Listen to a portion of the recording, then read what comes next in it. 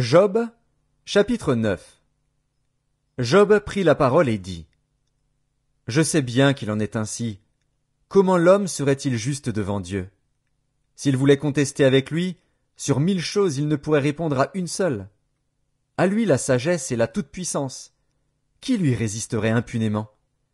Il transporte soudain les montagnes, il les renverse dans sa colère.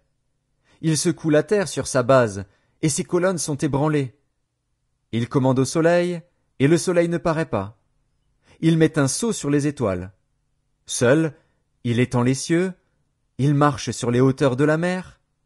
Il a créé la grande ourse, l'Orion et les Pléiades, et les étoiles des régions australes. Il fait des choses grandes et insondables, des merveilles sans nombre. Voici, il passe près de moi, et je ne le vois pas. Il s'en va, et je ne l'aperçois pas.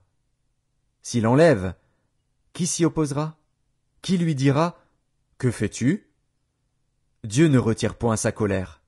Sous lui s'inclinent les appuis de l'orgueil. Et moi, comment lui répondre? Quelle parole choisir? Quand je serai juste, je ne répondrai pas. Je ne puis qu'implorer mon juge.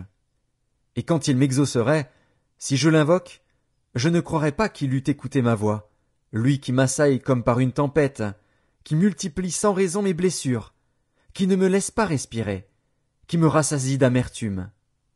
Recourir à la force? Il est tout-puissant. À la justice? Qui me fera comparaître? Suis-je juste? Ma bouche me condamnera. Suis-je innocent? Il me déclarera coupable. Innocent. Je le suis.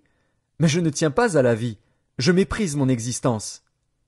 Qu'importe après tout, car, j'ose le dire, il détruit l'innocent comme le coupable. Si du moins le fléau donnait soudain la mort. Mais il se rit des épreuves de l'innocent. La terre est livrée aux mains de l'impie. Il voile la face des juges. Si ce n'est pas lui, qui est-ce donc? Mes jours sont plus rapides qu'un courrier.